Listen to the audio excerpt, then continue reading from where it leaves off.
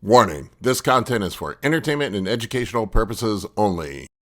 This video is brought to you by First Detachment Nutrition. Battle tested, expert formulated. Use discount code AB10 at checkout for 10% off. All right, folks, Big Paul here today with Paul Baxendale. How's it going, Paul? Well, very well, thank you, sir. It's a pleasure to be here. Pleasure to be talking with you. Folks, if you don't follow Paul on Instagram, he's got one of the best pages on Instagram.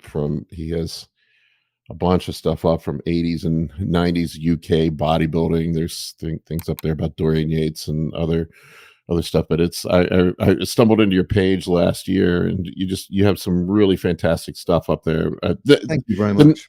90s bodybuilding is really my favorite time period. I think people our age, it's just, I don't know, a lot of people still reminisce about it, but it was just an amazing time for bodybuilding with Dorian and Flex and all these guys that were at the top during that time period. It was amazing. It's interesting because I think it was a golden era. I have to admit, I think the physiques that the 90s generated were just some of the best we've ever seen. But I do realize that I'm biased with the fact that I was competing myself in the 90s, and that that was the decade where I really gave it my all. So I am biased, and I try and keep an open mind when I'm looking at the competitions today and the physiques that are on stage today. I try and not look through the rose-tinted spectacles of the past, which is easy to do. So I try not to do that. Yeah, I mean, I sort of feel like it was a pinnacle body, but although the early 2000s, even now, there's some great guys right now. There's some interesting young guys on the scene right now that I enjoy watching. I just went to the Arnold Classic a couple weeks ago, and it was fantastic competition. But man, guys from the 90s just brought that gnarly combination of size and conditioning that you just don't see on the stage that often now. No. I would say the size. In some ways, the guys are bigger. Yeah, they are bigger. Somewhat bigger, but I just don't see the conditioning. Yeah. It's the conditioning. There's no question. I've seen the guys today, and what I remember of the conditioning of the 90s, it doesn't compare. It just literally doesn't compare. And it's a question people ask me a lot. Why do I think that is? And it's interesting to think about what the reasons may be, what the reasons may be for that. But I think that's the biggest difference, and I think that also plays into the actual shape of the bodybuilders themselves too. The guys in the 90s, the average guy in the gym, you would have loved to have looked like that. Today, the average guy in the gym, they're looking at the men's category, and I'm not sure that there's that same, I'd love to look like that feeling about it all. Yeah, it's wild going to bodybuilding shows now, and there's not as many bodybuilders. It's I don't know if it's like that in the UK, but I go to shows here in the US. I train people. There'll be 10 bodybuilders and 500 men's physique guys. Wow. Yeah. I mean, I exaggerate a bit, but the ratio is very skewed. The industry has changed, to the point where I hardly recognize it, to be honest with you. But everything changes, everything has its season, and all things change, and some things have changed for the better. It's very easy to glorify that period of the 90s, but there was certain stuff going on in the 90s that wasn't all that positive or great. Yeah. And it's easy to overlook all of that too, so in some ways the industry is perhaps more transparent today than it was in the era where you only had magazines, and you only had, if you were lucky enough, you had the big guys in the gym to talk to. Yeah, I remember that's a big thing that I talk to young guys about that's changed. in the 90s, nobody talked about the drugs, steroids that were involved in the sport. That was all hidden behind the scenes, and you had to earn the trust of somebody in the gym to even find out about it. It was, they didn't talk about it in the magazines. It was very hidden, and it was an exclusive club. I remember like being in the gym, and the guys had to know you, they had to trust you, they had to see that you were serious before you can even talk about that.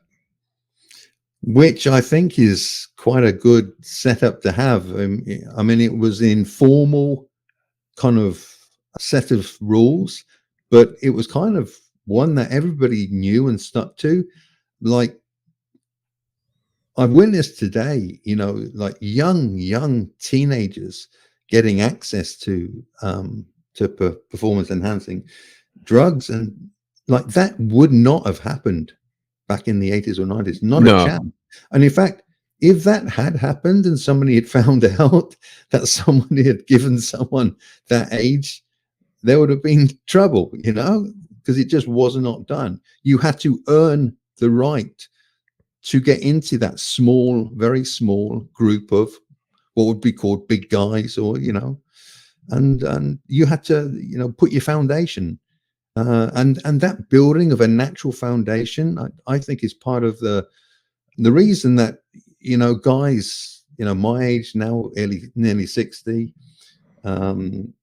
we're still holding a little bit of muscle. Like I don't train as a bodybuilder anymore, but my body's still got a little bit of muscle on it, and I'm quite happy with that, and come out of it healthy as well, which is a blessing. Not all of us guys did. Yeah, I mean, I know that there were some people that, I mean, there's, some guys that didn't make it, NASA and some of those guys, but generally I found, and I don't think people believe me, that guys back then didn't seem to run as much stuff as guys do now. Guys now seem to press the gas pedal down a lot harder than I heard. I know Dorian, but I heard him recently on a podcast. I made a video about it, but him talking about what he would run in the off season, and it was just a fraction of what guys do now. Like I don't think people believe him. That they don't. Generally, they absolutely do not believe Dorian when he tells them exactly what he did take. And look, I was in Temple. I was training with him. I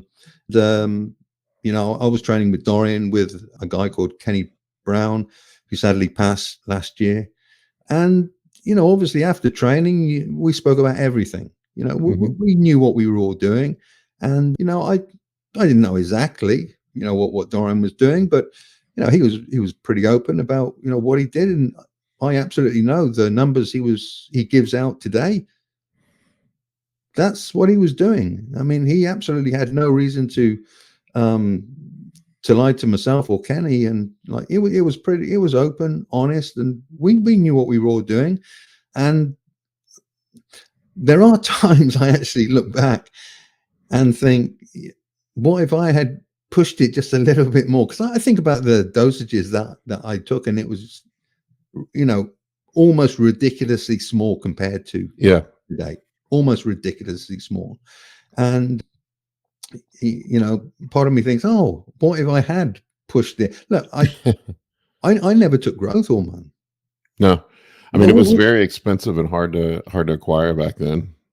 I mean, I could get it, but we had this kind of unwritten saying that if you couldn't get your pro card without growth hormone, you didn't have the genetics. I remember that. Don't worry, don't bother. Take up golf, take up badminton, but don't put you all into this bodybuilding business, because if you need growth to get your pro card, you ain't good enough. And today, man, you got first timers using growth hormone for shows. Well, there's cheap and easy access to it. That's part of it. How did you meet Dorian the first time?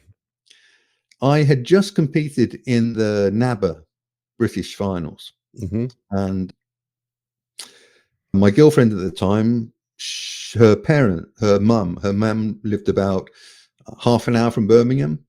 And so after the final, we stayed with her mum for a couple of days. And I thought, well, I've got to use this opportunity to go down to Temple Gym, you know, Dorian had just become Mr. Olympia, you know, 92. And I just got to go there, you know, just got to see this gym, and, you know, hopefully he'll be in, you know, I didn't expect he would be. And so I just drove down one morning, and, you know, I didn't know the times that the gym was open then. The Temple Gym was only open from midday onwards, but I didn't know that at the time. But I must have rolled up about 11:30 or something like that, walked down the stairs, and I just remember seeing this back facing me, you know, and it was Dorian, you know, bending over the counter. I just saw his back, and I just, oh my God, it was unbelievable. And so, yeah, I went to the counter, and his ex-wife Debbie was working the counter then, and I asked, you know, if I could work out, and she said yes, which was, you know, very good of her, because normally if you're down there before 12, you don't get in. But, you know, I was allowed to train, and started to train. I think I was training shoulders and triceps, and Dorian was still training with Kenny, so they hadn't finished at the time. And this is one of the real humbling moments of my bodybuilding life. So I just competed, and so I was feeling, you know, I'm in good shape here. You know, I'm like, I'm ripped, I'm feeling good, and shoulders and triceps were always a kind of strong body part for me. You know, they always grew quite easy, and for some bizarre reason, I decided to take off my t-shirt and get into a, you know, and down to my vest. Which I don't know what was going through my mind when that happened. But anyway, I was doing tricep push downs, and you know, I always had this nice feathering on my triceps, and I remember Dorian and Kenny were kind of just walking past me, and we kind of caught eyes and kind of nodded. Oh, hello. I said, oh, it's great to meet you. And he just said to me, good condition, lad. You just need some muscle to go with it. And so from that point, I made a decision that I would train at Temple a minimum of 3 times a week, even though it was close to 2-hour journey. So a 4-hour round trip for me. So I did that for about 3 to 4 months, until one morning I was just about to train legs. I just done my second warm up on the leg extension machine when Dorian turned around and he said, oh, it's a shame you're not training legs tomorrow, Paul. You could have joined us. So I said, are you serious? He said, yeah, of course I'm serious. I said, okay, I'll stop right now. I'll come back tomorrow. And that was it. That was it. That's how it started. I turned up the next day, same time, absolutely destroyed me, but I must have done enough for him to say shoulders and triceps on Tuesday. So that was kind of how we started. And over the next couple of years, there were times Kenny wasn't around. Kenny had to work, and I trained with Dorian on my own. And you know, but normally it was the 3 of us. You know, it was Dorian, Kenny, and myself. So you know, I just had a wonderful period of time where I was training with the best in the world, and a great mentor as well. Anybody who knows Dorian knows he's got, you know, he's got the biggest heart. You know, it's like back then he was completely tunnel focused, completely tunnel focused. Like he had no idea, and he couldn't have cared less that I drove 2 hours to get there. All he cared about was that I was waiting for him when he turned up. And That's and that was it. incredible. And that was it. And to just have the opportunity to, you know, to train with, and then afterwards to chat with, you know, somebody with that level of not just discipline, but, you know, there's still something very special about the man. He's constantly learning. He's constantly reading books, learning, you know, everything, you know, health, longevity, spirituality, history, you know, you name it. And that's what we talk most about today. I mean, we don't even talk about bodybuilding today, you know. Yeah, it's incredible to think like now, like this is, I think, probably the most incredible thing about him, at least what I admired, is that it seemed like he figured all this out on his own for the most part. Everybody has a coach or a mentor now, and I think that's why I remember getting his Blood and Guts book. I think it was in the early '90s, and Mm. it was a revelation to me when I read that book, because it was the first time I had read a bodybuilding book where somebody had actually put some thought into everything. It seemed like this was like he had thought critically about everything and tore everything apart and distilled it down to what worked and what didn't. And that was just what I admired about him. And I think a lot of people gravitated to him, and like myself. I mean, my favorite bodybuilder of all time. I won't make any any illusion about it, but I think what I admired so much was just the singular focus, the drive, and then the critical thinking part of it. Yeah, it certainly was, and you know he did. I think he said, like, even before he started bodybuilding properly. I mean, like, he'd messed around with weights and stuff, but before he de- decided to start bodybuilding, he got out books by Mensa and Jones, and he, you know, he was reading these different philosophies. So even from day one, he kind of had an idea of exactly what he was going to do, and he wasn't following what everybody else more or less was doing. You know, the 6 days a week. A lot of the top pros were, you know, training twice a day, you know, 6 days a week. My first mentor was Johnny Fuller, you know, ex Olympian, wonderful bodybuilder. But we were training 6 days a week, and we were training, each exercise could be more than 30 sets, could be more Wow. than 30 sets. So I went from mega high volume to literally one working set. When I started training with Dorian, he just dropped down from two working sets to the one working set. And I think that come from it'd been his decision again. You know, he'd had this conversation with Mike over in California in goals, and I think they discussed. Mike had said he thought Dorian was still overtraining, and he'd put him through a few sessions, and Dorian liked, you know, the results. And but it was Dorian, you know, he went back and he thought about it. He, you know, as you say, the critical analysis of it all down. You know, he was the one who thought it all through and made the decision to actually drop it down to one working set. So when I started with him, I went from literally 20 to 30 sets per exercise down to one. So That's a that's a pretty dramatic drop. dramatic change. And did your physique improve? Within the first 30 days, I put on close to 30 pounds. Holy crap. Yeah. People could not believe the growth that I was experiencing. I mean, like the rumors that were going around my town of what I was taking, what I was doing, because I was now training with Dorian in Temple.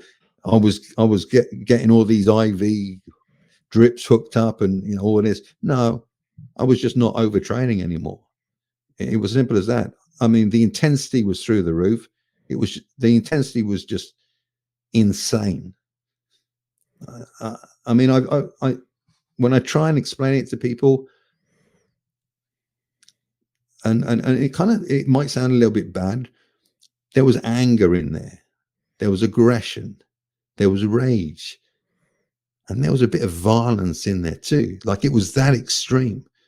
It was literally like, this workout we're doing this morning is the last time we're ever going to do this workout. So that's how we have to make it. You know, we cannot make one mistake. So like you would rehearse the workout like the night before, literally go through every exercise you were going to be doing the next morning, So when you came to it, like you'd already done it in your head. So all you had to do was complete it physically. And together with that and the atmosphere and the energy within Temple Gym, like that combination, man, I tell you, that was just unreal. There was, you know, Dorian's genetics are, they're, they are exceptional. I know he said, he hasn't got the best genetics, and he didn't have the best genetics. He certainly didn't. There were other top pro bodybuilders who had better genetics than he did, but nobody had better mental genetics. And it was an absolute privilege for me to be part of that. It certainly helped me, right the way through my life. Like, there's never been any situation I've come up with where I've ever thought, no, I can't do this. Never, because I've been to places in my head no one else has been to, and I know that. I'm like, I know you've never been to where I've been in my head. So it's like, there's nothing that can stop me doing this. So, it spills out into more than just your training. It spills out into life too. It's a great thing. I think that's the beautiful thing about bodybuilding is it's a metaphor for life. Once you learn how to master that mindset of what it takes to be successful in bodybuilding, you can apply that to academics, you can apply it to business, you can apply it to pretty much anything in life if you have that sort of discipline and drive, and really you can be successful at anything you do if you just take that same mindset.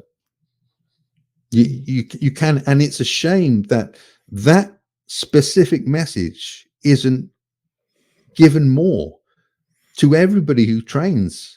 Like, literally the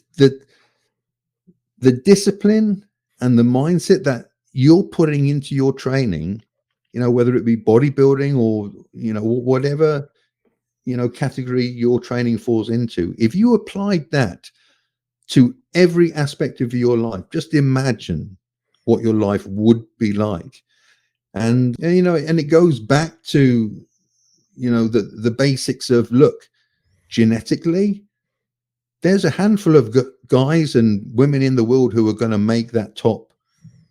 I mean, how many top bodybuilders or athletes make money from their sport and nothing else but their sport? It's a handful. It's a handful of people. So unless you have those genetics, then keep bodybuilding where it should be. Don't make it the be all and end all of your life, because you can put those same disciplines to work, whether it be business or your relationships or charitable life or whatever it is that you want to do, and you'll be mega successful just with those same disciplines. But And that's a lesson I try to impart on young men I coach and work with. It's sports, whatever your chosen path is, it's learning how to push yourself. If you can push yourself through a contest prep and get on stage, you can do pretty much anything in life. This is what I have seen. And that to me is the true value of bodybuilding, and why I love it so much, because it's all in here. Yeah, it's all in here. It's all in your head. It is, and it's great. The fact that you understand all of this already, and you're in the position of being a coach, so you now have the opportunity, to kind of teach all of these things to your clients. Like, they think they're coming to you for bodybuilding advice, but actually you're just giving them so much more, which is great, because I don't coach athletes anymore. I've considered going back into coaching, but again, how I would coach, I would want to coach holistically. Like, I'm not particularly interested in just how you look on stage. I want you to get on stage in the healthiest way possible with a long-term view of your life where you've got every part of your life in order, whether it's, your relationships, your business, whether you're an entrepreneur or, whether you're spirituality, the whole thing, because that's how we grow. That's how we grow. And I mean, look, I know what it's like, when you're young and, your head's just so tunnel visioned on bodybuilding. I mean, I've been there. I've been the guy who took his Tupperware everywhere, and like would never miss a meal. I wouldn't want to be even 15 minutes out, with my meal timings. I've been that person, for years, and it's fun. Like I didn't realize the havoc I was causing in the rest of my life in Right. doing that. But now I look back and I can see what damage I was causing for the sake of, I won a few trophies, and yeah, I had some great experiences with bodybuilding. I traveled the world. I was at FIBO a few times, and I had some great times. But I could have done it in a much more balanced way, for sure. Yeah, for sure. Yeah, I mean, you always have to go through that though. I Yeah, I think to gain I think you perspective. do. Yeah, It's the road. It's the and road. it's a Yeah. young man's journey. It's part of discovering who you are and then figuring that out. Yeah, I definitely went through that myself. For me, it was business in my 20s. I put my primary focus in business and had some success and some failures in business and sacrificed some areas of my personal life because of it. But so many people don't get that experience though. I remember distinctly growing up. I grew up very poor and didn't feel like I had a lot of control over my life. And I Mm. remember reading, I think, God, I couldn't have been more than 13 or 14 years old. And I read Arnold Schwarzenegger's Encyclopedia of Bodybuilding. And the thing that stuck out to me more in that book than anything else in that is when he talked about, there was a section where he talked about the mindset of visualizing your goals and then working towards making those happen. And I never felt like I had control over my life, and that was the first time that I thought maybe I can control things in my life and the outcome through hard work and through discipline. And then you start working out in the gym, and then you see the changes in your body, and you realize that you can manifest those things. And that's once again, that's like why I came to admire Dorian so much, because he embodied that philosophy, I think, more than just about any other human being I've ever encountered, just manifesting things through hard work and discipline. Sure. And you know, it it taking control, can you take I'm gonna say can take you. I think it almost always does lead you to a point of almost OCD. Yes. And it almost Yep. has to. It has to. Yep. And I think the secret, if there is a secret, if there's something that I've learned with that kind of almost addictive type behavior, is you have to recognize it and you have to say to yourself, look, I have these addictive qualities, like I want to be in control all the time, and I have to do this, and I'm doing this all the time. So make sure that you get OCD'd and addicted to the positive things in life Right. and not the negative ones. Because like if you choose a negative one, you're going to go down and it's Yep. going to take you right down. So if you get rid of that, stick to the positives in life, then if it's addictive or not, it's still a positive thing and it's going to take you in the right direction. So I think, yes, it's a great lesson to learn to be in control of everything in life. Now, stuff happens in life. Yep. We've all had stuff happen that wasn't our fault. It was not our responsibility. Stuff happens to us, and there's nothing we can do about it, except we can always have control about the reactions that we have to Yep. whatever's happened. And that's the one thing we've always got control of. And I think that's a really powerful thing. Again, that I learned, maybe I was quite a bit older to actually finally learn that lesson, that the stuff that happens that I've got no control of, I can still control my reactions to it. Yes. Uh, Yeah, that's a powerful thing to learn. And sometimes it takes life kicking you in the ass to do that. I've had a couple of those moments. I've had, I lost a business for no fault of my own. It was just the financial crisis happened and it was just in the wrong place at the wrong time. And then I went through a round of cancer. It's one of those things where it just there's nothing you can do about it. You just have to accept it and keep a positive mindset and move forward. So I mean, some of these things, life is fragile, it's precious, and it's a shame that you don't realize it until you get a little older. But it's making the most of every day and getting the most out of it, for me at least. yeah, it is. And I do see our almost responsibility now, as kind of people who have, well, you're still in the midst of it. And I've got to compliment you on your physique, Paul. It's like really tremendous work. Thank The, you. the last few years, really sensational. Um, I mean, in some ways, I would love to be able to do that myself. I don't know how But smart it is at my age, but uh, it's like, but that's your choice. yeah, That's your choice. I mean, in some ways, I had stuff thrown at me too. I had a life-changing accident. I had a set of stairs collapse underneath me. Where my spine was smashed, my wow, pelvis was smashed, both quadriceps ripped off. My pancreas shut down. So much cortisol was pumped out. I was in a wheelchair for donkey's years. I'm still in a wheelchair at times. So it's like I physically can't train properly anymore. And and and the way I looked at it eventually was, man, that was exactly what I had to happen.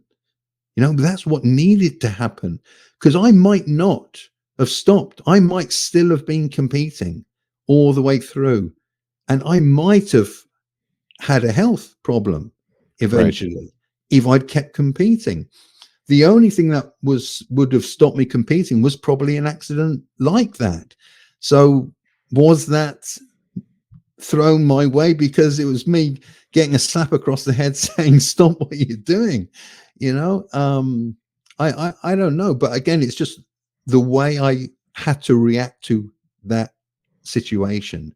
I had to turn it into something that was positive, and so I decided to go to academia. I got degrees in history, literature, and then went on MA and looking to do a PhD now in literature. that's But fantastic.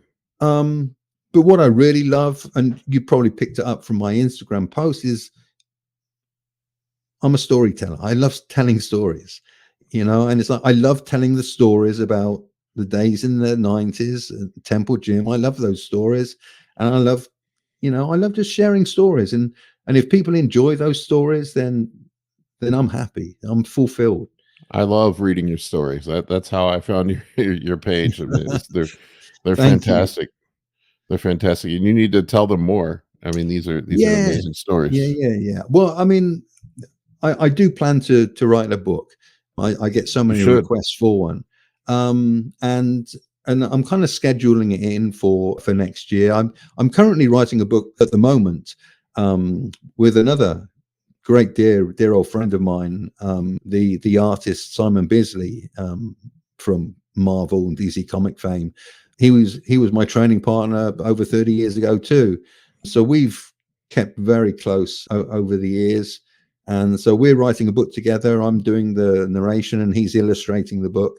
So that'll be complete this year. And then next year, I hope to produce Tales from the Temple, something like that, maybe. That's fantastic. So, I love the creative process. I was an arts major in school and study. I was a music major, and I love the creative process. Um, and that too is much like bodybuilding. It's something you chip away at daily, and it's a slow grind and something you have to be disciplined and committed to. So that's fantastic. right. I appreciate you coming on. Any parting words you want to leave the audience with? Um,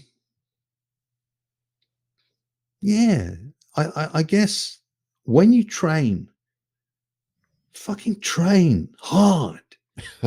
Like, you ain't going to make improvements unless you give your body a stimulus that it can't cope with right now. Like, you can do all the pump sets, you can do all the sets with reps in reserve that you want. But no. The body responds to a stimulus that they can't cope with. So it has to adapt. It has to grow. So when you train, like, don't train half-ass. Unless you want to just go to the gym for a social event, fine. But if you're there to actually make improvements and you want to get on stage, like, take your workouts seriously, really seriously. And don't half-ass anything. Give it everything you've got. Don't leave anything left in the tank. Don't leave anything left in the gym. And that's true for life too, folks. Absolutely. Life is precious. It's short. Make the most of it. And that's a good note to leave us on. Paul, thank you for being on. Thank I you, really Paul. appreciate My it. pleasure, sir. Let's do it again.